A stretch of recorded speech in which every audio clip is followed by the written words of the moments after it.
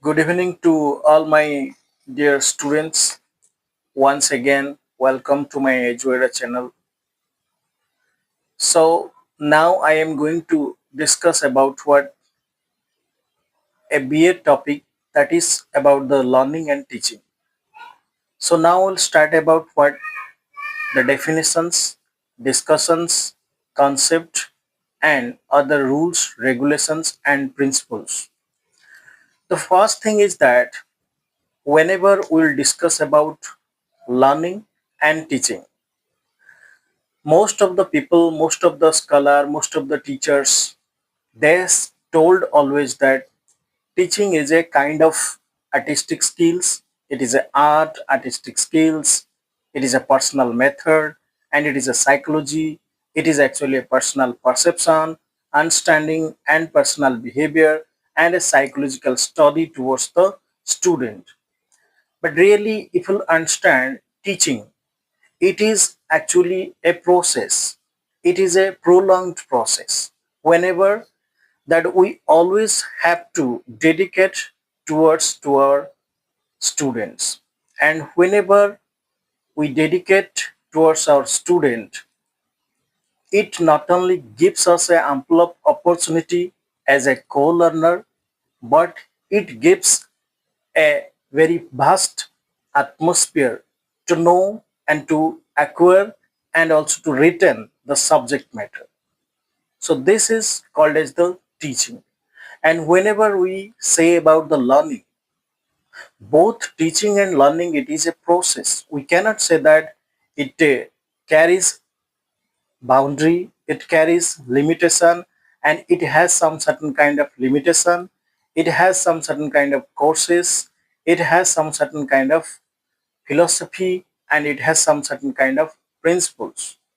Also, it is bind with that some certain kind of principles. It has been tied with some certain kind of principles, regulations, rules, personal views, philosophical thoughts. Still, we have our personal perception. Apart from all these philosophers, apart from our all the teachers, apart from all our professors, what our the reality of life, it is that teaching and learning is a process where we acquire something, where we retain something, acquire something, and we grasp from something, and it is a process. It did not have it did not have any ending, and it did not have an end point. It is infinite, that we can say in the final language.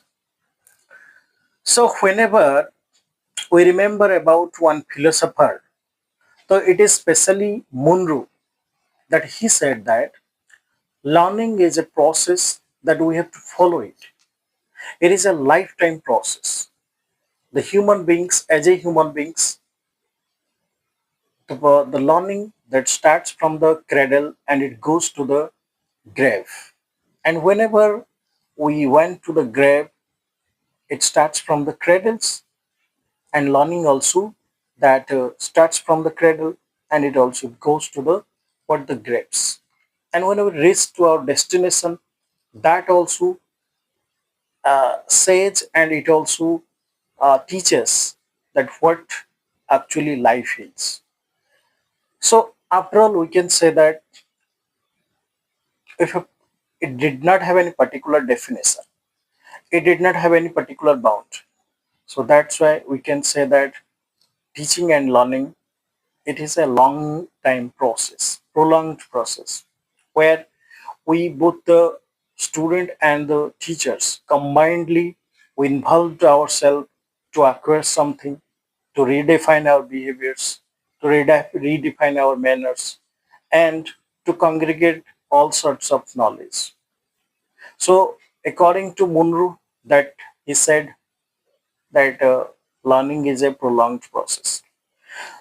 So to prove that things, most of the philosophers, they made an attempt how to experience it, and I said that it is called the acquisition. There was a theory that means any human beings or the animals, it is a practice, it is experimentation. And through that experimentation, through that practice, we made something, we acquired something. So if I'll explain about one theory of thermoelectrics, that it is about the rat and the bananas, and it is about the sound and the bell, and it is related to the dogs and the bells. So it is a strategy, it is a proper planning that to acquire some certain kind of knowledge.